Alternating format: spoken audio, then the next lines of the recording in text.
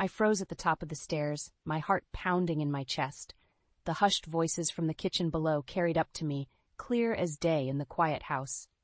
Rick, you can't hide Jordan from Casey forever. What if she finds out? My mother-in-law Esther's voice was sharp, even in a whisper.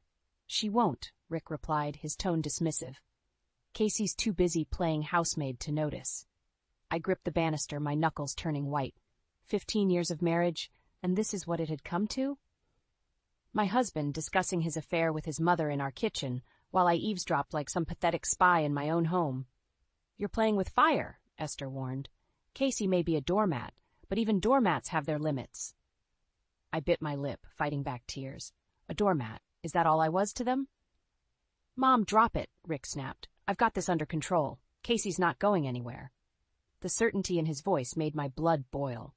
I took a deep breath, steadying myself. They were right about one thing. I wasn't going anywhere, at least not yet. I crept back to our bedroom, my mind racing. How long had this been going on? How could I have been so blind? The next morning, I plastered on a smile as I made breakfast. Rick stumbled into the kitchen, bleary-eyed and hungover. Morning, honey, I chirped, setting a plate of eggs in front of him. Sleep well? He grunted, not meeting my eyes. Fine, thanks. I turned to the stove, my back to him. So, how's work been? Any interesting projects? Same old, he muttered. I spun around, fixing him with a steady gaze. Really? No one new on your team? No. Jordan, maybe? Rick's fork clattered to his plate. He stared at me, his face pale. What? Jordan, I repeated, my voice steady despite the tremor in my hands. Your coworker, the one you're sleeping with. Casey, I held up a hand, silencing him. Save it, Rick. I heard you and your mother last night. He slumped in his chair, running a hand through his hair. It's not what you think. I laughed, a harsh sound that surprised even me. Really, because I think it's exactly what I think. How long? Rick's silence was all the answer I needed. Get out, I said quietly. He looked up, startled. What? I said, get out. Go to work. Go to Jordan. I don't care. Just get out of my sight. Rick stood, his chair scraping against the floor. Casey, we need to talk about this. Oh, now you want to talk? I spat. After 15 years of treating me like your personal maid? After moving us in with your parents so I could take care of your father? After letting your mother treat me like dirt? Now you want to talk? Mom? Lily's voice came from the doorway. Our 13-year-old daughter stood there, her eyes wide with concern. What's going on? I took a deep breath, forcing a smile. Nothing, sweetheart. Your dad was just leaving for work. Rick hesitated, looking between me and Lily. Finally, he grabbed his briefcase and headed for the door. We'll discuss this later, he muttered. As soon as the door closed behind him, Lily rushed to my side. Mom, are you okay? I heard yelling. I pulled her into a hug, fighting back tears. I'm okay, honey, but things are going to be changing around here. What do you mean? I pulled back, looking into her eyes. Your dad? He's done something very wrong, and I'm not sure I can forgive him. Lily's face hardened. Is this about the woman from his office? The one he's always texting? I blinked, stunned. You knew. She shrugged, looking away. I saw some messages on his phone. I didn't want to say anything. I hugged her again, tighter this time. Oh, sweetheart, I'm so sorry you had to deal with that alone. What are we going to do? Lily whispered. I straightened up, a newfound determination coursing through me. We're going to take care of ourselves, that's what. No more being doormats. As if on cue, Esther's voice rang out from upstairs. Casey, where's my breakfast? I exchanged a look with Lily, seeing my own resolve mirrored in her eyes. Coming, Esther, I called back. But as I reached for another plate, I knew things would never be the same. The life I'd known was over. It was time to start planning for a new one where I called the shots. I stood at the kitchen sink, scrubbing dishes with more force than necessary. 15 years of marriage, and for what? To be treated like a servant in my own home? Casey! Esther's shrill voice pierced through my thoughts. Where's my afternoon tea? I gritted my teeth, setting down the sponge. Coming, Esther. As I prepared her tea, my mind wandered to the day Rick and I moved in. We were newlyweds, full of hope and love. Rick's father, Carl, had just been diagnosed with Parkinson's, and we agreed to help care for him. It seemed like the right thing to do. What's taking so long? Esther demanded as I entered the living room. I plastered on a smile. Here you are, Esther, just the way you like it. She snatched the cup, not even bothering to look at me. It's probably cold by now. I bit my tongue, remembering how different things were when Carl was alive. He'd always been kind, always grateful for my help. But after he passed 5 years ago, everything changed. Esther became more demanding, more critical. And Rick? He retreated into his work, leaving me to deal with his mother alone. The front door slammed, and Rick's voice called out, "I'm home!" My heart raced. We hadn't spoken since our confrontation this morning. I steeled myself and walked to the foyer. Rick stood there looking sheepish. "Casey, can we talk?" I crossed my arms. "About what, Rick? About how you've been cheating on me? Or about how you and your mother talk about me behind my back?" He winced. "Look, I know I messed up, but we can work through this. For the kids, if nothing else." The mention of our children made my resolve waver. But then I remembered Lily's face this morning, the hurt in her eyes when she admitted she knew about her father's affair. The kids deserve better than this, Rick. We all do. He stepped closer, reaching for my hand. "I'll do better, I promise. Just give me another chance." For a moment I almost believed him, but then Esther's voice rang out again. "Rick, is that you? Come in here and fix this remote. Your wife is useless with technology." Rick's face fell, but he didn't contradict his mother. He just gave me an apologetic shrug and headed towards the living room. I watched him go, a familiar ache settling in my chest. How many times had I tried to talk to him about his mother's behavior? How many times had he dismissed my concerns? Later that night, after putting Max to bed, I found Lily in her room, hunched over her desk. "Hey, sweetie. What are you working on?" She looked up, her eyes shining with excitement. "Remember that art contest you told me about? I'm entering." I smiled, genuine joy breaking through my melancholy. "That's wonderful, Lily. Can I see?" She hesitated, then nodded, sliding her sketchbook towards me. I gasped as I took in the intricate design. It was a tree, its branches forming the silhouettes of 3 figures, a woman and 2 children. "It's us," Lily explained softly. "You, me, and Max, standing strong together." Tears pricked my eyes as I hugged her tight. "It's beautiful, honey. You're so talented." As I held my daughter, a sense of clarity washed over me. I couldn't keep living like this, not just for my sake, but for my children's. They deserved to grow up in a home filled with love and respect, not tension and resentment. I pulled back, looking into Lily's eyes. "Sweetheart, there's something I need to tell you. Things are going to be changing around here soon." Lily's expression grew serious. "Are we leaving?" Her perceptiveness startled me. "How did you know?" She shrugged. "I've seen how unhappy you are, Mom, and after this morning, I just figured something had to give." I nodded, swallowing hard. "You're right. We can't stay here anymore. But I promise you, no matter what happens, we'll face it together. You, me, and Max." Lily squeezed my hand, just like in my drawing. As I left her room, I felt a newfound determination. Tomorrow, I'd start making plans. It was time to reclaim my life, for myself and for my children. The road ahead wouldn't be easy, but for the first time in years, I felt hope blooming in my chest. The next morning, I woke with a renewed sense of purpose. While Rick was in the shower, I slipped into his office and logged onto his computer. My fingers flew across the keyboard as I searched for apartment listings and job opportunities. A notification popped up on Rick's screen, a new email from Jordan. My stomach churned, but I clicked it open. "Can't wait to see you tonight? Same place, same time?" I quickly closed the email, my resolve strengthening. There was no going back now. As I made breakfast, my phone buzzed. An unknown number. Curious, I answered. "Casey?" "It's Tim. Tim Cooper from college. Remember me?" My heart skipped a beat. Tim had been my closest friend in art school, always encouraging my work. "Tim, of course I remember. It's been ages. I saw some of your designs online," he said. "You're still incredibly talented, Casey. What happened to chasing your dreams?" I glanced around the kitchen, lowering my voice. "Life happened, but maybe it's time for a change. Well, I've got a freelance project that could use your touch. Interested?" Before I could answer, Esther's voice rang out. "Casey, who are you talking to? Breakfast isn't going to make itself." I gritted my teeth. "Tim, I'll call you back. I'm definitely interested." After a hectic morning of catering to Esther's demands and getting the kids off to school, I finally found a moment to slip away. I called Tim back, my heart racing with excitement. "Tell me more about this project," I said, closing my bedroom door. Tim's enthusiasm was contagious. It's a rebranding for a local women's shelter. They need a fresh look, something empowering and hopeful. Your style would be perfect. As Tim outlined the details, I felt a spark I hadn't experienced in years. This was more than just a job. It was a lifeline.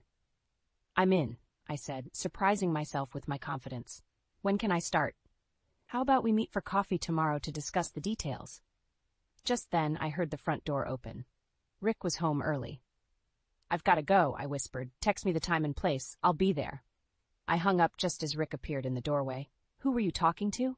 Wrong number, I lied smoothly. How was work? Rick shrugged, not meeting my eyes.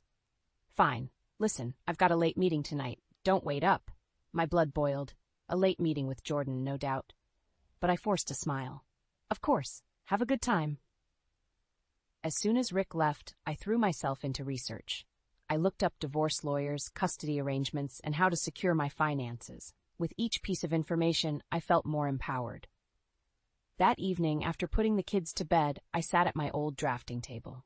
Dust had gathered on the surface, a testament to how long it had been since I'd allowed myself to create.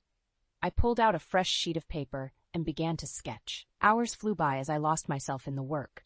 When I finally looked up, it was past midnight. The house was silent, Rick still not home. I studied my designs, a sense of pride swelling in my chest. They were good, really good. For the first time in years, I felt like myself again. A car door slammed outside. Rick was home. I quickly gathered my sketches, hiding them in a drawer. As I climbed into bed, pretending to be asleep, a realization hit me. I didn't need Rick or Esther's approval. I had talent, drive, and most importantly, a way out. Tomorrow, I'd meet Tim and take the first step towards my new life. But for now, I closed my eyes, a small smile playing on my lips. The Casey they thought they knew, the doormat, the silent sufferer, was gone. In her place was a woman ready to reclaim her life, one sketch at a time. Little did I know the path ahead would be far more challenging and rewarding than I could have ever imagined. The next few days were a whirlwind of secret preparations and stolen moments. I'd set up a new bank account, started packing essentials when no one was home, and even found a small apartment for rent across town. But telling the kids about our impending departure weighed heavily on my mind. One afternoon, while Rick was at work and Esther was at her book club, I sat Lily and Max down in the living room. "Kids, we need to talk about something important," I began, my heart racing. Lily's eyes narrowed. "Is this about Dad's affair?" I nodded, surprised by her perceptiveness. "Yes, partly, but it's more than that. We're going to be moving out soon." Max's lower lip trembled. "But why, Mommy? Don't you love Daddy anymore?" I pulled him close, fighting back tears. "Oh, sweetie, I'll always love your dad in some way, but sometimes adults need to make hard choices to be happy and safe." Lily took my hand. "I think it's the right thing to do, Mom. We can't stay here with Grandma being so mean to you all the time." Her maturity both warmed and broke my heart. I hugged them both tightly, grateful for their understanding. That evening, as we sat down for dinner, the tension in the air was palpable. Rick barely looked at me, while Esther's eyes bored into me with suspicion. "So, Casey?" Esther began, her voice dripping with disdain. "I hear you've been working on some little project? Playing with your doodles again?" I took a deep breath, steeling myself. "Actually, Esther, I've taken on a freelance job. It's a rebranding project for a women's shelter." Rick's head snapped up, surprise evident on his face. Esther, however, scoffed. "Playing with your little doodles won't pay the bills, Casey. Rick deserves better." The room fell silent. I could feel Lily and Max's eyes on me, waiting to see how I'd respond. In that moment, something inside me snapped. I stood up slowly, placing my napkin on the table. "I'm more than these little doodles, Esther. Watch me prove it." Rick finally spoke up. "Casey, sit down. You're embarrassing yourself." I turned to him, my voice steady. "No, Rick, I'm done sitting down. I'm done being silent, and I'm done letting you and your mother treat me like I'm worthless." Esther gasped, her face turning red. "How dare you speak to us like that, after everything we've done for you?" I laughed, a harsh sound that surprised even me. "Everything you've done for me? You mean treating me like a servant? Belittling my dreams? Turning a blind eye while your son cheats on me?" Rick paled. "Casey, that's enough." But I was on a roll. "No, it's not enough. It's just the beginning. Kids, go pack your bags. We're leaving." Chaos erupted. Esther started shrieking. Rick tried to grab my arm, but Lily and Max sprang into action, running upstairs to their rooms. As I turned to follow them, Rick caught my wrist. "You can't do this, Casey. You have nowhere to go." I yanked my arm free, meeting his gaze. "That's where you're wrong, Rick. I have everywhere to go, and for the first time in years, I'm choosing myself." I raced upstairs, helping the kids gather their things. My hands shook as I threw clothes into suitcases, listening to Rick and Esther's angry voices below. Just as we were about to leave, I remembered my sketchbook. I couldn't leave without it. I dashed into our bedroom, rummaging through drawers. That's when I saw it.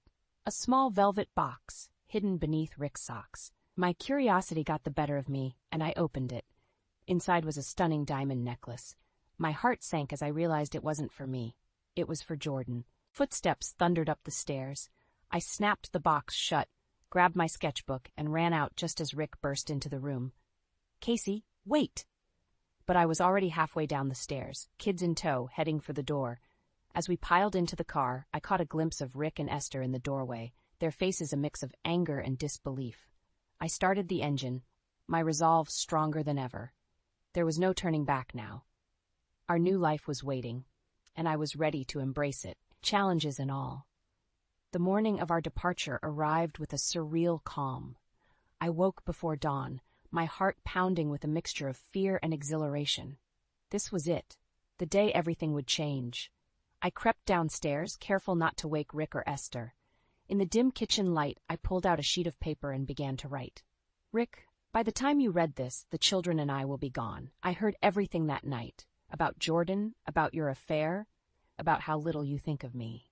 You betrayed my trust and underestimated my strength. Our children and I deserve better, and we're leaving to find that better life. I've spent 15 years sacrificing my dreams for this family.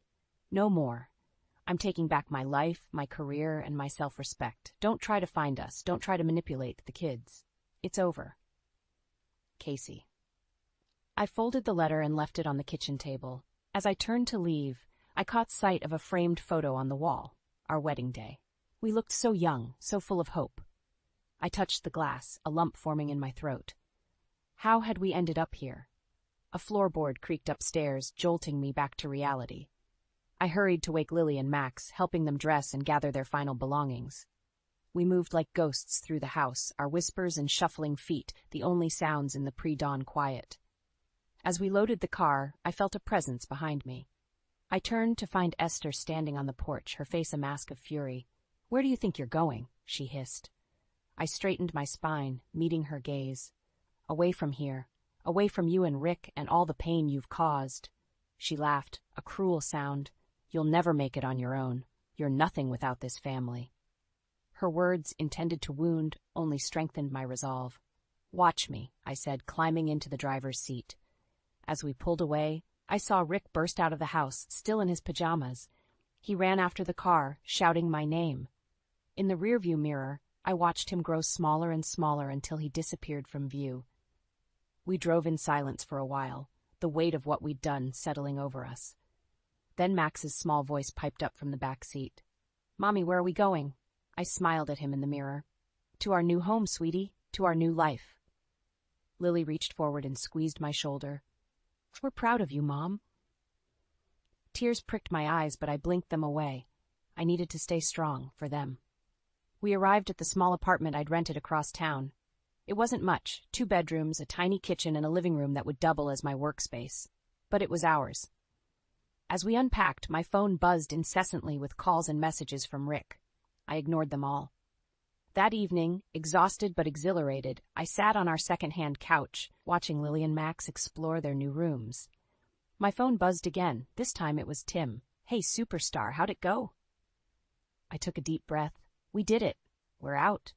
"That's amazing, Casey. I'm so proud of you. Listen, I've got some news about the project.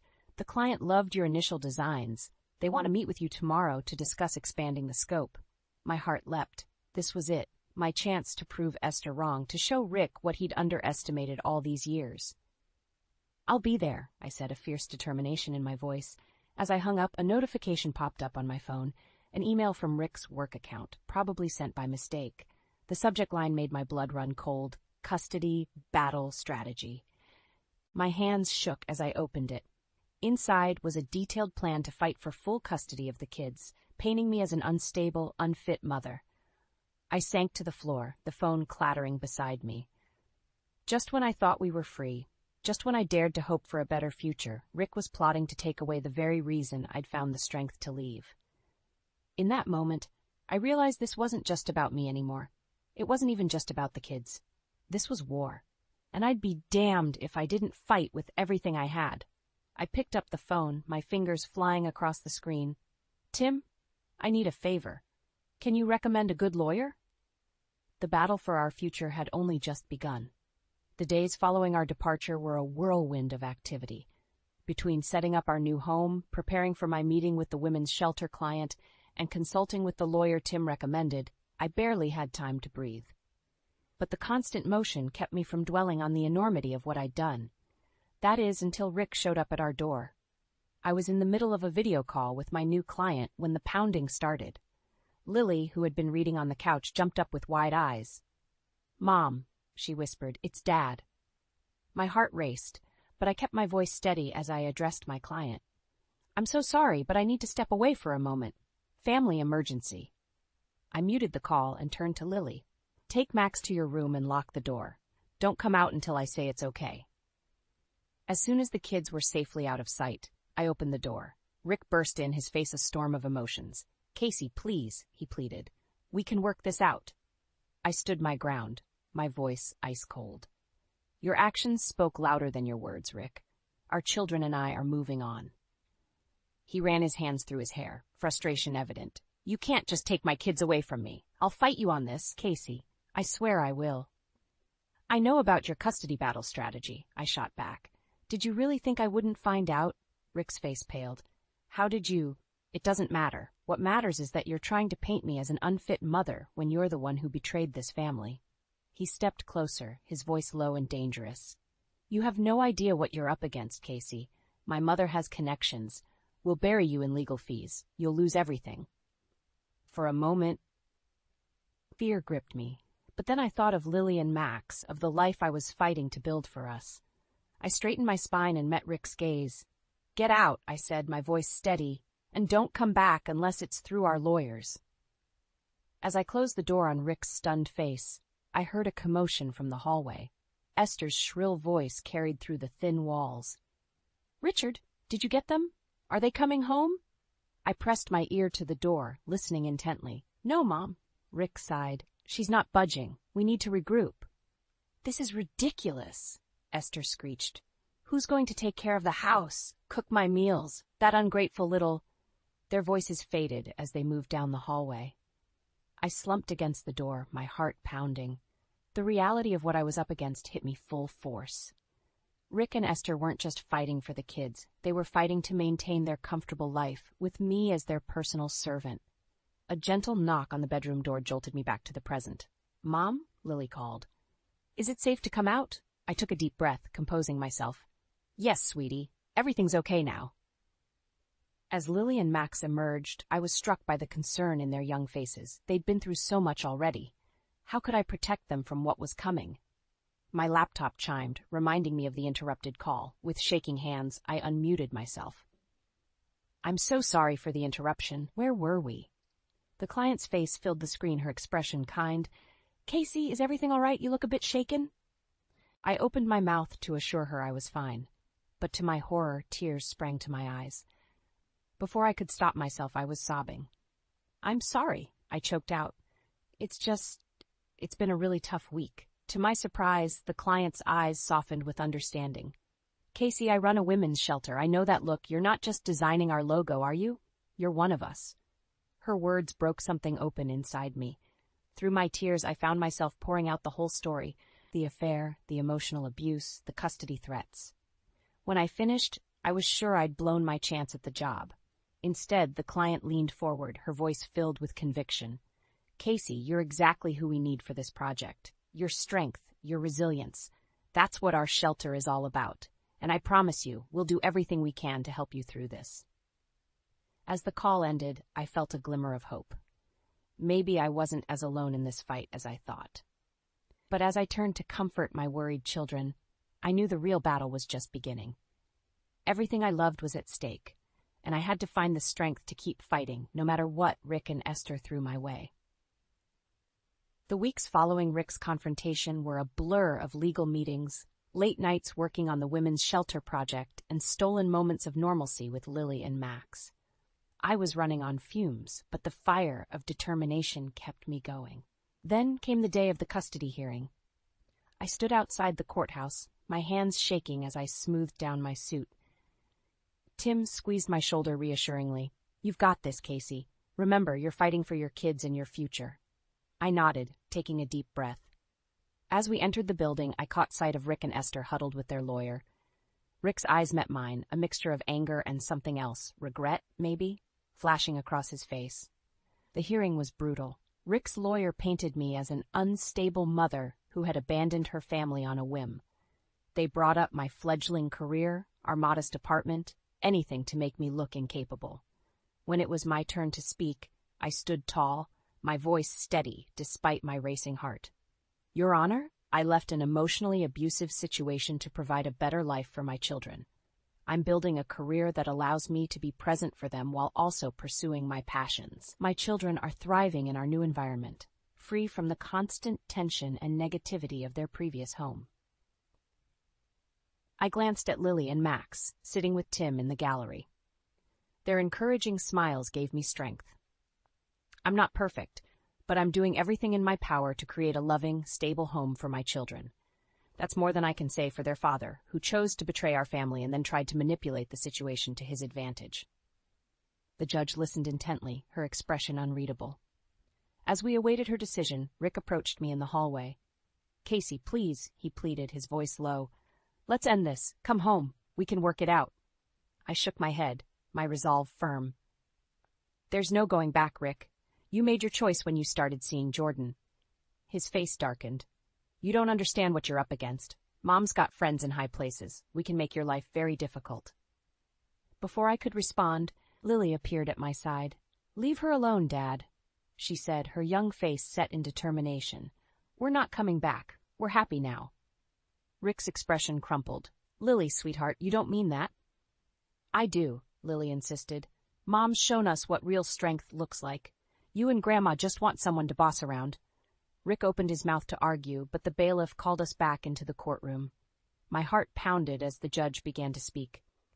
"After careful consideration, I've decided to grant joint custody to both parents, with primary physical custody going to the mother, Casey Hayward." Relief washed over me, but it was short-lived. The judge continued. "However, I'm ordering a 3-month probationary period.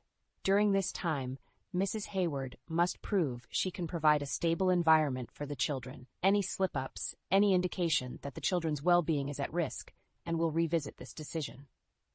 As we left the courthouse, my mind raced. 3 months to prove myself. 3 months where one mistake could cost me everything. Tim tried to reassure me. "This is good news, Casey. You've got primary custody. That's huge." But I couldn't shake the feeling of dread. "It's not over, Tim. Rick and Esther won't give up that easily." As if on cue, my phone buzzed with a text from an unknown number. My blood ran cold as I read it. "Enjoy your victory while it lasts. We know things about you that would shock the judge. One wrong move, and those kids are coming home where they belong. E." I stared at the screen, my hands shaking. How far would Esther go to get what she wanted? What did she know? As we drove home, Lily's voice broke through my spiraling thoughts. "Mom? Are you okay?" I forced a smile, meeting her eyes in the rearview mirror. "I'm fine, sweetheart. We're going to be just fine." But as I gripped the steering wheel, I knew the real battle was just beginning. Everything I loved was hanging by a thread, and I had no idea how to protect it all from the storm that was coming. The day of the final custody hearing arrived, marking the end of the 3-month probationary period. As I stood before the mirror, adjusting my suit, I caught sight of the woman I'd become. Stronger, more confident, but with shadows under her eyes that spoke of sleepless nights and constant worry. "Mom?" Lily's voice called from the living room. "It's time to go." I took a deep breath and joined my children. Max clung to my hand as we made our way to the courthouse, his little face a mix of confusion and concern. The courtroom was tense as we entered. Rick and Esther sat on one side, their faces set in grim determination. I felt a flicker of fear as I caught Esther's smug smile. What did she have up her sleeve? As the hearing began, Rick's lawyer presented their case first. To my shock, he called Jordan to the stand. My heart raced as she took her seat, avoiding my gaze. Miss Phillips, the lawyer began, can you tell the court about your relationship with Mr. Hayward? Jordan hesitated, her eyes darting to Rick. We were involved romantically, but it's over now. The lawyer nodded. And during your relationship, did Mr. Hayward ever express concerns about his wife's stability or ability to care for their children? I held my breath, waiting for the blow to fall. But to everyone's surprise, Jordan straightened in her seat, her voice clear and steady. No, she said firmly. Rick never said anything like that. In fact, she paused, taking a deep breath. He often spoke about how Casey was the backbone of their family, how she took care of everything while he focused on his career. A murmur ran through the courtroom. I saw Rick's face pale, while Esther's eyes blazed with fury. When it was my turn to present, I stood tall, my voice unwavering, as I detailed the progress I'd made in the past 3 months, the success of my freelance business, the stable home environment I'd created for the children, and the support system we'd built. Your Honor, I concluded, I'm not perfect. I'm still learning and growing every day. But I'm committed to providing a loving, stable home for my children, a home where they're respected, supported, and free to be themselves. As we awaited the judge's decision, Tim squeezed my hand reassuringly. The tension in the room was palpable. Finally, the judge spoke. After careful consideration of all the evidence presented, I've reached a decision. Full custody of the children will remain with Casey Hayward, with generous visitation rights for Richard Hayward. Relief washed over me.